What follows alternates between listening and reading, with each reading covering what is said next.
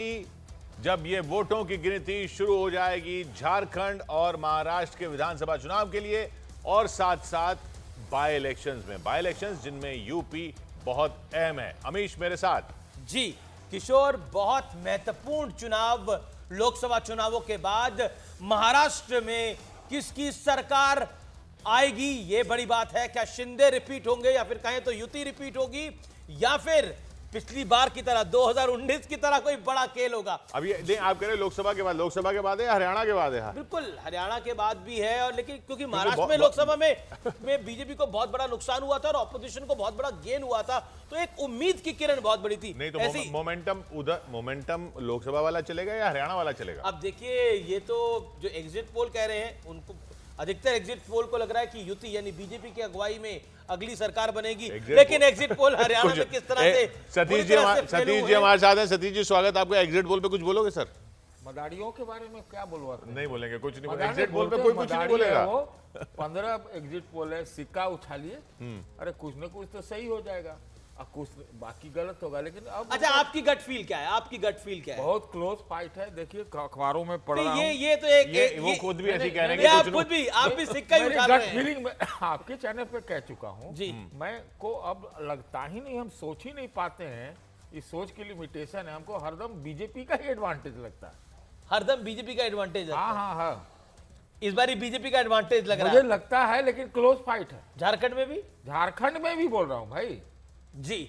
और लोकसभा की भी 2 सीटों पर आज नतीजे आएंगे। वायनाड, जहां से प्रियंका गांधी वाड्रा मैदान में है, पहली बार प्रियंका गांधी वाड्रा अपना लोकसभा चुनाव लड़ रही हैं, तो महत्वपूर्ण होगा भी। और गांधीज यानी राहुल गांधी और प्रियंका गांधी दोनों लोकसभा में होंगे अगर प्रियंका जीत कर आती हैं, जिसकी बहुत ज्यादा संभावनाएं हैं। इसके अलावा बाय इलेक्शन यूपी का बहुत इंपॉर्टेंट है। 9 विधानसभा सीटों पर वोटिंग है, और लोकसभा में जिस तरह से समाजवादी पार्टी का प्रदर्शन रहा था वो बहुत महत्वपूर्ण रहा था।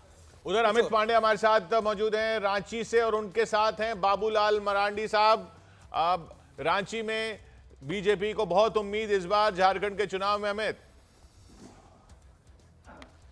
जी बिल्कुल किशोर, इस वक्त हमारे साथ बाबूलाल मरांडी जी हैं, पूर्व सीएम, और एक तरीके से उनके नेतृत्व में पूरा यह बीजेपी के वह प्रदेश अध्यक्ष भी रहे और पूरा उन्होंने चुनावी कैंपेन को अंजाम दिया। हम उनसे बात करते हैं। मरांडी जी, क्लोज फाइट एग्जिट पोल ने प्रेडिक्ट किया है, आप पूरे कैंपेन के दौरान इन्वॉल्व थे, क्या देखा आपने?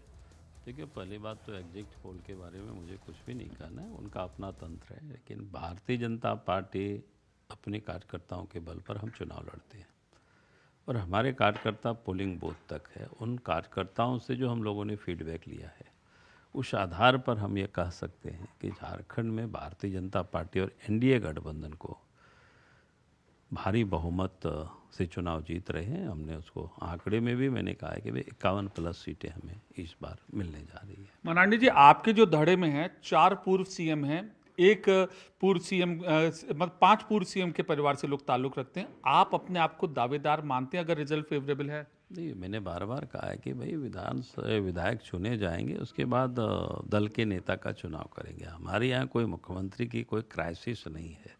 जैसे अभी आपने कहा ना कि हमारे यहाँ कितना पूर्व मुख्यमंत्री है, क्राइसिस नहीं है, लेकिन आपके पास तो उस वक्त चुनाव प्रचार अभियान के दौरान कल्पना सोरेन जैसी महिला नेता का अभाव था जो सीधा आदिवासी महिलाओं से कनेक्ट करती थी। नहीं, मैं ये कह रहा हूँ कि भाई ये कोई नई बात नहीं है। हर कोई जानता है, जो परिवारवाद की जो पॉलिटिक्स करते हैं तो उसमें पता है कि आज नहीं तो कल वो पॉलिटिक्स में आएंगे ही। चाहे गांधी नेहरू परिवार में देख लीजिए, मुलायम के परिवार देख लीजिए, लालू के परिवार देख लीजिए, शिबू सोरेन के परिवार देख लीजिए, तो इसमें से कोई बड़ा अनहोनी घटना हो गई ऐसा कुछ नहीं है। अंतर इतना ही कि 10 दिन पहले आते के बाद में आते, ये तो उनके ऊपर, लेकिन आना तो है ही, हर किसी को पता है। मतलब चारों पूर्व सीएम में जो आपके यहाँ पे है सब सामंजस्य है? हाँ, उसमें क्या प्रॉब्लम है भाई? हम सब लोग मिलकर के कैंपेन में सब लोगों ने अपनी अपनी भूमिका मजबूती से निभाया है। तैयारी है पूरी? बिल्कुल, अभी तो काउंटिंग में सब लोग तैयार होकर के अंदर जा रहे होंगे या पहुंच गए होंगे। 7 साढ़े 7 बज रहा। खुद आप भी प्रत्याशी हैं? हाँ, हम भी प्रत्याशी हैं।